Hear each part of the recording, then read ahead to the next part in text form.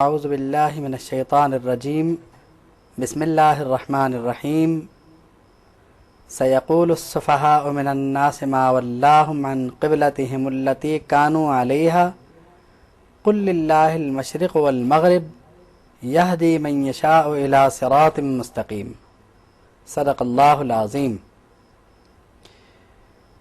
دوسرے پارے کی ابتدا سیقول السفہاء سے ہوتی ہے۔ اصل میں یہاں یہود مدینہ کے ایک اعتراض کا جواب دینا مقصود ہے۔ جب تحویل قبلہ ہوئی تو انہوں نے یہ اعتراض کیا، اصل میں ان کے ایک اعتراض کا جواب دینا مقصود ہے۔ تو انہوں نے اعتراض یہ کیا کہ اچھا خاصا بیت المقدس ان کا قبلہ تھا، تو انہیں ہوا کیا کہ انہوں نے اچانک اپنا قبلہ تبدیل کر لیا؟ تو قرآن مجید نے فرمایا سیقول السفہاء، عن قریب بے وقوف یہ کہیں گے، یعنی قرآن مجید نے انہیں بے وقوف فرمایا، اور بے وقوف یہ کہیں گے کہ انہیں کس چیز نے ان کے قبلے سے پھیر دیا، انہوں نے کیوں قبلہ تبدیل کر لیا؟ تو ایک جواب تو جو بہت سادہ ہو سکتا ہے وہ یہ ہے کہ مشرق و مغرب سب اللہ کا ہے، اور یہ تو تمہارا مسئلہ ہے کہ تم یہ اعتراض کر رہے ہو۔ مشرق و مغرب اللہ کا ہے اور وہ جسے چاہے سیدھے راہ کی طرف ہدایت دے۔ تو یعنی یہ اس وقت کے لوگوں کو ایک جواب تھا۔ پھر امت محمدی صلی اللہ تعالیٰ علیہ وسلم سے خطاب ہوا کہ اور اسی طرح ہم نے تمہیں امت وسط بنایا۔ امت وسط کی تشریح نبی کریم صلی اللہ تعالیٰ علیہ وسلم نے یہ فرمائی کہ اصل میں یہاں وسط سے مراد عدل ہے، یعنی ہم نے تمہیں عدل کرنے والی امت بنایا۔ ایک تو وسط کا ترجمہ وہی ہو سکتا ہے کہ میانہ رو، درمیانی امت بنایا۔ اب عدل کرنے والی جو امت ہے یا امت وسط جو یہاں فرمایا جا رہا ہے، تو اب امت وسط کیا کرے؟ کیوں بنایا؟ اس لیے بنایا کہ تاکہ تم دوسروں پر گواہ رہو اور رسول صلی اللہ تعالیٰ علیہ وسلم وہ تم پہ گواہ رہیں۔ تو اب پھر وما جعلنا القبلۃ التی کنت علیہا، جس قبلے پر آپ تھے اور مسلمان تھے، تو اس قبلے کو اچانک تبدیل کرنے کا ایک مقصد یہ بھی ہو سکتا ہے کہ ان لوگوں کو آزمایا جائے کہ وہ کیا کہتے ہیں، یعنی جو دوسرے ہیں مخالف وہ کیا کہتے ہیں، اور یعنی جو نبی کریم صلی اللہ تعالی علیہ وسلم کے لوگ ہیں ان کو بھی کہ وہ قبلہ تبدیل کرنے میں دیر کرتے ہیں یا نہیں۔ تو وہ تو حضور کے متبع تھے، فوری طور پہ قبلہ انہوں نے تبدیل کر لیا، وہ تو اس امتحان میں پورے اتر گئے۔ اب پھر وما کان اللہ لیضیع ایمانکم، اللہ فرماتا ہے کہ اللہ کسی بھی صاحب ایمان کے اجر کو ضائع نہیں کرتا۔ اللہ اپنے بندوں کے ساتھ انتہائی شفقت فرماتا ہے۔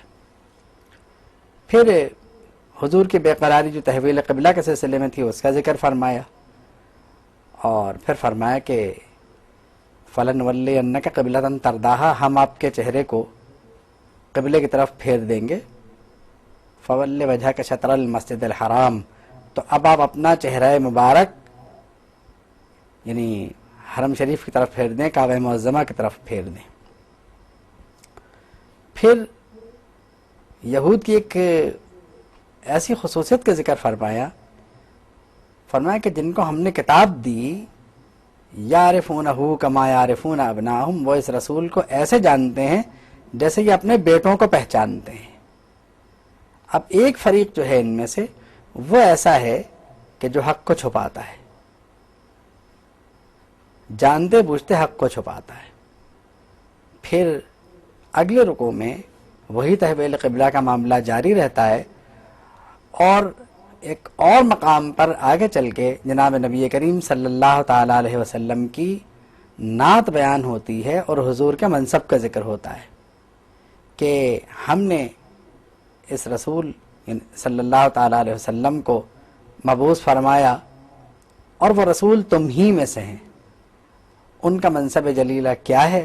وہ یہ ہے کہ وہ کتاب کی تلاوت کرتے ہیں اور حکمت کی تعلیم دیتے ہیں اور تمہارے نفوس کا تزکیہ فرماتے ہیں اور تمہیں وہ کچھ سکھاتے ہیں جو تم نہیں جانتے. یعنی حضور ہر طرح کا جہل دور فرماتے ہیں اور پھر اپنے مومن بندوں سے اپنا تعلق بیان فرمایا کہ تم مجھے یاد کرو، میں تمہیں یاد کروں گا، تم میرا شکر کرو، مجھ سے یعنی میرا کفر مت کرنا. تو یہاں مومن بندوں کو تسلی دینا مقصود ہے کہ تم مجھے یاد کرو، میں تمہیں یاد کروں گا، تم میرا شکر کرو اور میرے نعمتوں کو کفر مت کرنا. تو اس کے بعد اگلی آیت کریمہ میں ارشاد فرمایا کہ اے ایمان والو، انسان مشکلات کا شکار ہو ہی جاتا ہے، پریشانی اس کی بڑھ بھی جاتی ہے، بہت سارے مسائل ہوتے ہیں.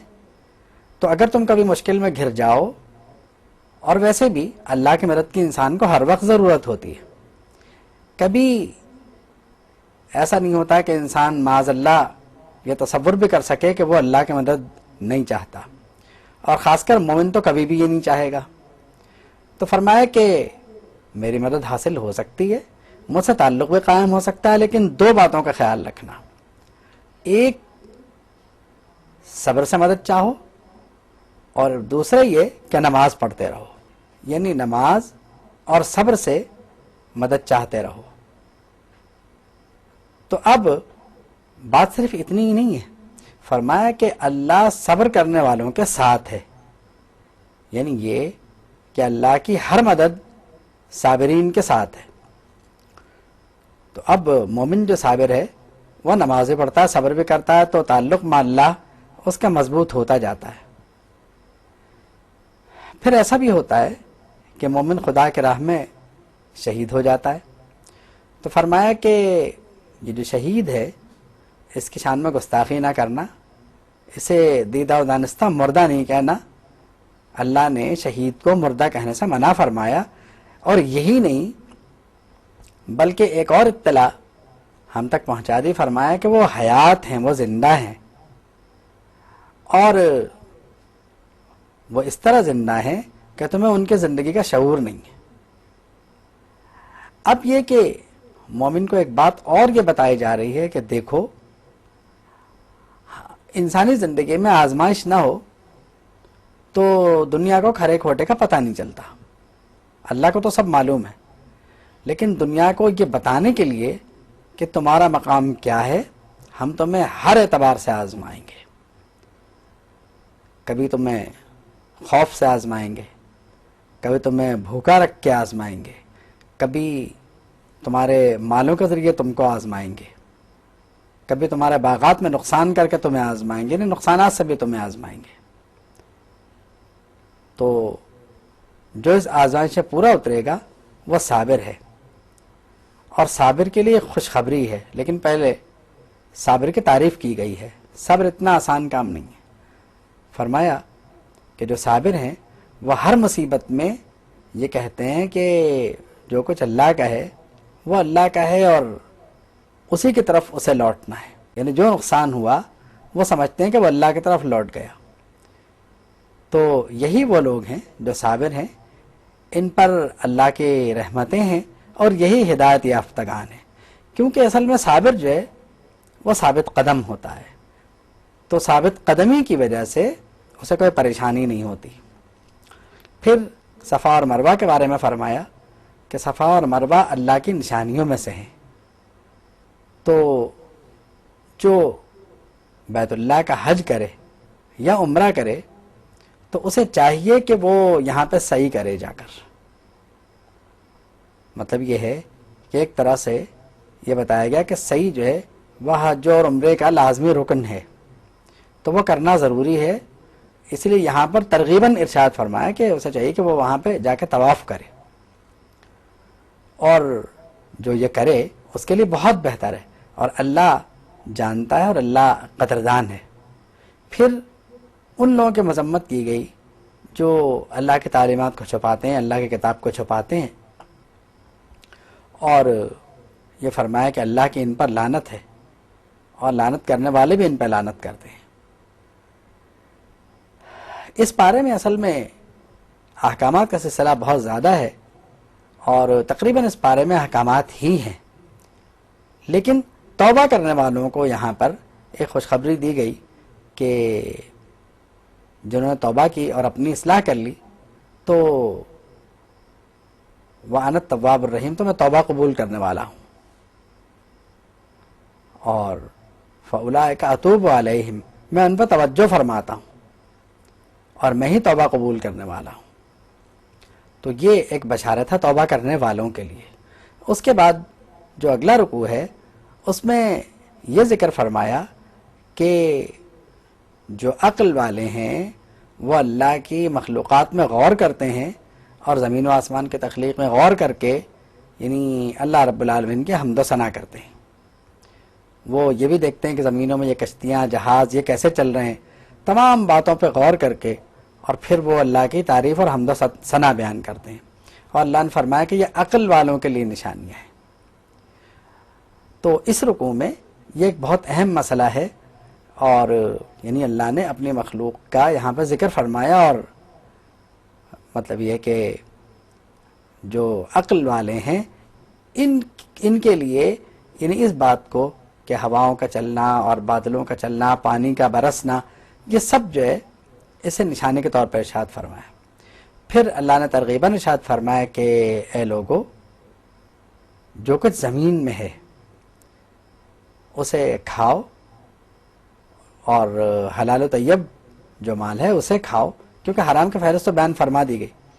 اور ایک ارشاد اور فرمایا، اسے حکم سمجھنا چاہیے کہ شیطان کے نقش قدم پہ مت چلو، اس لیے کہ وہ تمہارا کھلا دشمن ہے۔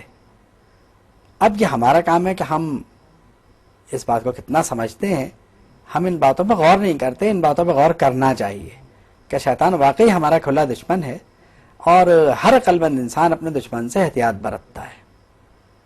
تو پھر اس کے بعد آگے چل کے یعنی پھر ایک بار ایک مقام پر، اسی مقام پر یعنی آگے چل کے ارشاد فرمایا کہ اے ایمان والو، یا ایھا الذین آمنوا کلوا من طیبات ما رزقناکم، جو ہم نے دیا ہے اس میں سے کھاؤ پیو اور ہمارا شکر ادا کرو، یعنی اللہ کا شکر ادا کرو، اور ان کنتم ایاہ تعبدون، اگر تم اسی کی عبادت کرتے ہو، اسی کی ہی عبادت کرتے ہو تو اس کا شکر ادا کرو۔ معلوم یہ ہوا کہ شکر بھی عبادت میں سے ہے۔ اور پھر یعنی حرام اشیاء کے فہرست بیان فرما دی کہ حرام کیا کیا ہے۔ وہ مشہور چیزیں ہیں جس میں سور کا گوشت ہے، خون ہے، اور غیر اللہ کے نام پر ذبح کیا ہوا ہے۔ یہاں یعنی یہ بات بتا دینی ضروری ہے کہ غیر اللہ کے نام پر ذبح ہونے سے مراد یہ ہے کہ جب اسے ذبح کر رہے ہوں تو بسم اللہ اللہ اکبر نہ پڑھا ہو، بلکہ معاذ اللہ کسی اور کا نام لے لیا ہو تو وہ جانور حرام ہو جائے گا۔ اگر چھری چلاتے وقت بسم اللہ اللہ اکبر کہہ دیا تو وہ مال کسی صورت بھی حرام نہیں ہوگا، وہ ذبیحہ جائز ہے، اسے کھایا جا سکتا ہے۔ اس کے بعد اللہ نے یعنی کتمان حق کرنے والوں کے، یعنی حق کو چھپانے والوں کے مذمت کرتے ہوئے فرمایا کہ اللہ ان سے قیامت کو گفتگو بھی نہیں فرمائے گا اور نہ ہی ان کو پاک کرے گا، اور ان کے لیے دردناک عذاب ہے۔ پھر فرمایا کہ یہ تو وہ لوگ ہیں جنہوں نے دنیا کو آخرت کے بدلے خرید لیا۔ تو اب جو ہے اولئک الذین اشتروا الضلالۃ بالہدی، یہ وہ لوگ ہیں جنہوں نے یعنی گمراہی کو ہدایت کے بدلے خرید لیا، یعنی گمراہی کو ترجیح دی اپنے لیے، اور والعذاب بالمغفرہ، اور مغفرت کے بدلے عذاب کو ترجیح دی، یعنی عذاب کو پسند کیا، مغفرت کو نہیں چاہا۔ تو ان کی مذمت فرمائی گئی۔ اور یوں یعنی اگلے رکوع کے مضامین کا جائزہ لیا جائے تو اس میں نیکی کی تعریف کی گئی کہ نیکی کیا ہے. فرمایا کہ نیکی یہ ہے کہ اللہ پر اور یوم آخرت پر یعنی قیامت کے دن پر، ملائکہ پر، کتابوں پر اور تمام نبیوں پر ایمان لانے کو نیکی کہتے ہیں. اور نیکی یہ بھی ہے کہ اللہ کی محبت میں اپنا مال خرچ کیا جائے.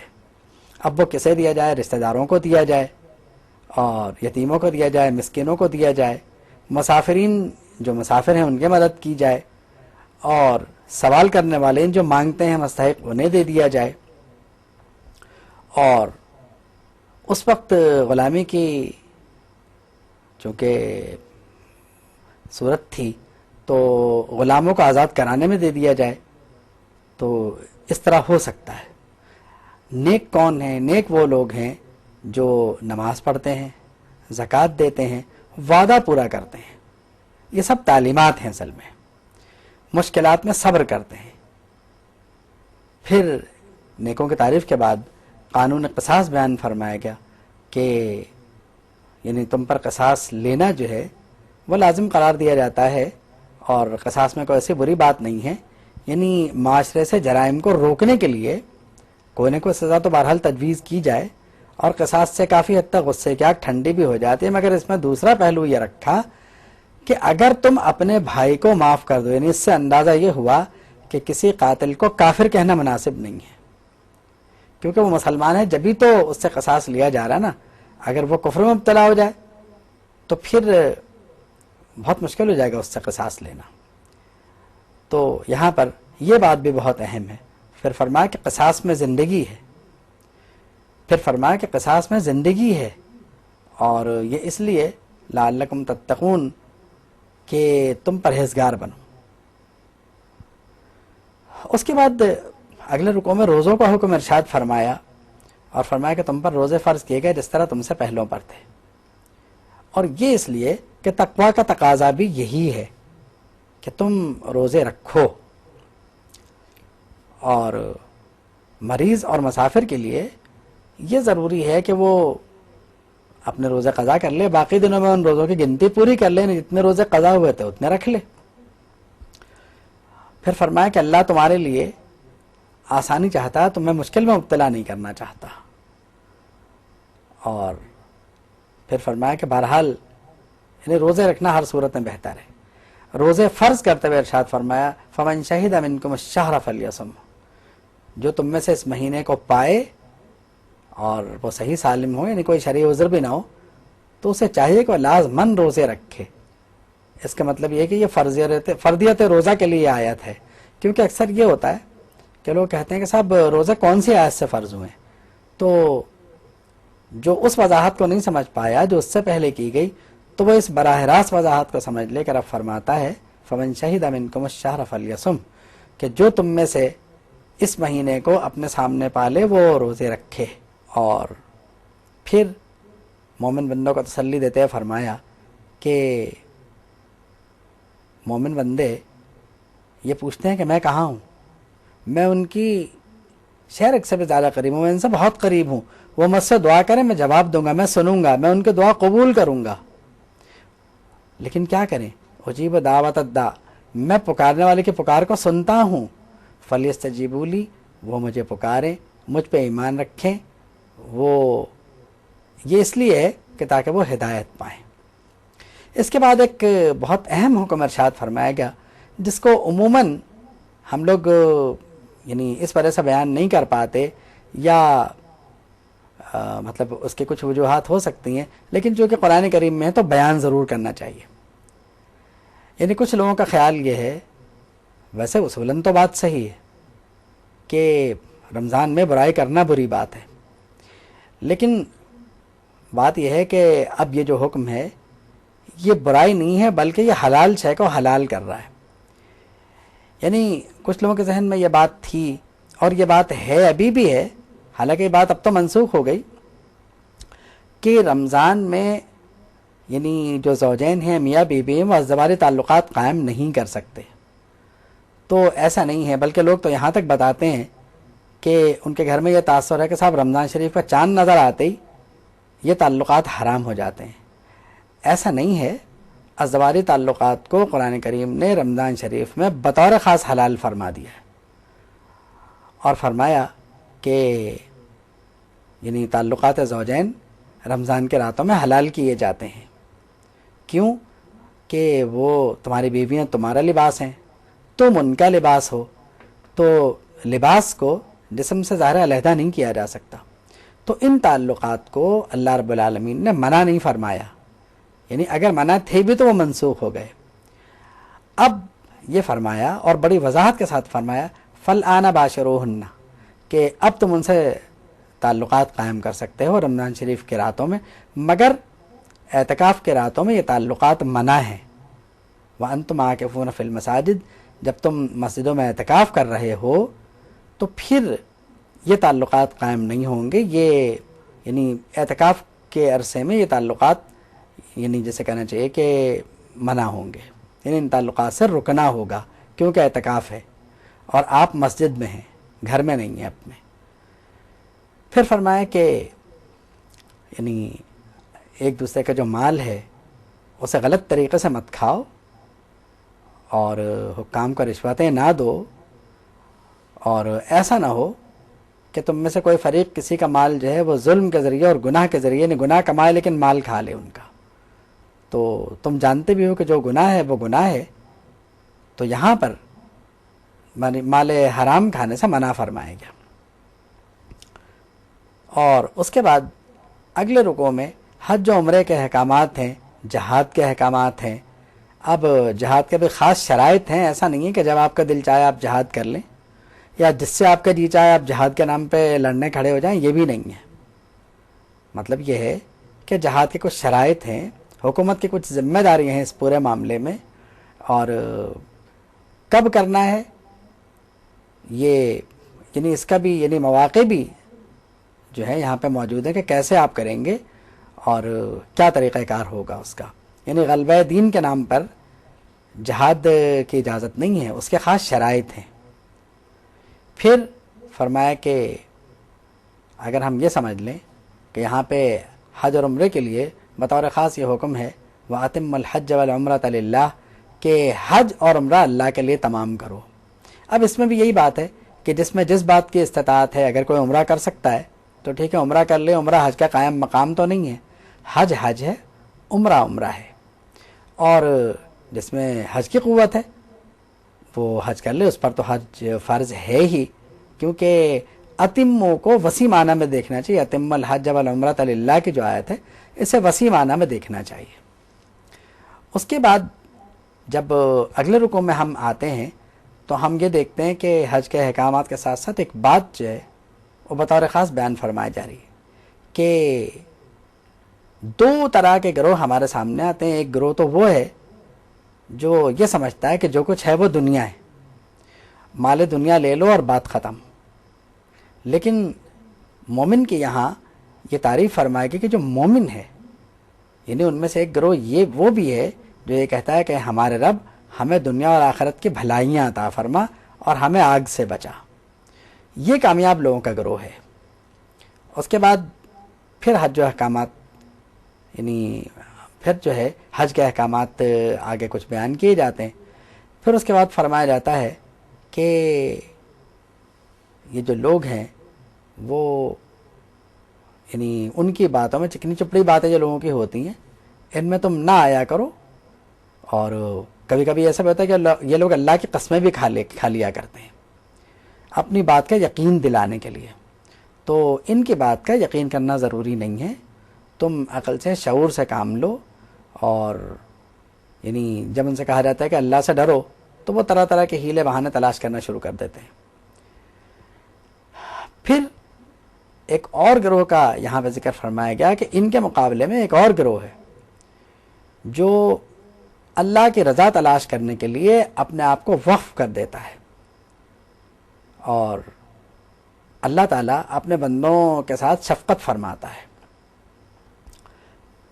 پھر فرمایا کہ اے ایمان والو، ایمان میں پورے داخل ہو جاؤ، مکمل طور پہ داخل ہو جاؤ، اور شیطان کی اتباع نہ کرنا. یہاں پھر فرمایا جا رہا ہے کہ وہ تمہارا کھلا دشمن ہے، وہاں بھی یہی فرمایا جا رہا تھا. دیکھیے جب بہت اہم موقع ہوتا ہے تو یہ جملہ ارشاد فرمایا جاتا ہے کہ شیطان کے اتباع نہ کرنا، وہ تمہارا کھلا دشمن ہے۔ ظاہر ہے کہ جب ہمارے خالق و مالک کی طرف سے یہ حکم ہے تو ہم کیوں نہ اس بات کو مانیں۔ پھر اس کے بعد ایک جو ذکر ہے اس میں وہ کچھ ایسے لوگوں کا ہے کہ جن لوگوں کو دنیاوی زندگی انتہائی خوبصورت لگتی ہے اور وہ اہل ایمان کا مذاق اڑاتے ہیں۔ اچھا، ہمارے زمانے میں بھی یہ بات ہے کسی حد تک کہ ہمارے اپنے ہی مسلمان نادانی میں واقعی ایسا کرتے ہیں کہ وہ اس طرح کے لوگوں کا مذاق اڑاتے ہیں، جو کہ نہیں کرنا چاہیے، بری بات ہے۔ تو اللہ نے فرمایا کہ قیامت کو مرتبے کے اعتبار سے یہ جو ہے ان سے بہت اوپر ہوں گے، یعنی جو مذاق اڑاتے تھے ان کا، وہ ان سے اوپر ہوں گے، تو انہیں ایسا نہیں کرنا چاہیے۔ یعنی آپ کو ان لوگوں کا مذاق بھی نہیں اڑانا چاہیے جو شریعت پر عمل پیرا ہیں اور جن کے کا تعلق شریعت محمدی علیہ صاحب الصلاۃ والتسلیم سے بہت گہرا ہے، یعنی علماء کا، اولیاء کرام کا، ان کا مذاق نہیں اڑانا چاہیے۔ پھر یہ فرمایا کہ پہلے تو یہی تھا کہ سب لوگ ایک تھے، پھر اختلافات کی صورت پیدا ہوئی اور وہ اختلاف کچھ ایسا رہا کہ ہدایت واضح طریقے پر آ گئی، پھر بھی اختلاف باقی رہا۔ تو اب کیا ہے؟ واللہ یہدی من یشاء الی صراط مستقیم، اللہ جسے چاہے وہ صراط مستقیم کی طرف ہدایت فرمائے۔ اس کے بعد یہ فرمایا گیا کہ لوگ پوچھتے ہیں کہ ہمارے پاس جو مال ہے وہ ہم کہاں خرچ کریں؟ تو حق داروں میں سب سے پہلا حق والدین کا رکھا گیا، پھر یعنی دیگر لوگوں کا، پھر یتیموں کا، مسکینوں کا، پھر مسافروں کا، اور پھر فرمایا کہ جو تم خرچ کرتے ہو اسے اللہ خوب جانتا ہے۔ اس کے بعد اگلے رکوع میں ذکر ہے کہ مسلمان آپ سے شراب اور جوئے کے بارے میں پوچھتے ہیں، تو آپ ارشاد فرما دیں کہ اس کے بعد یہ فرمایا کہ مسلمان آپ سے شراب و جوئے کے بارے میں پوچھتے ہیں تو آپ یہ فرما دیں کہ اس میں کچھ صورت ایسی ہے کہ گناہ بہت ہے، یعنی ہو سکتا ہے اور ہے بھی، اور بظاہر ایسا لگتا بھی ہے کہ اس میں نفع بہت ہے، اصل میں اس میں گناہ بہت ہے۔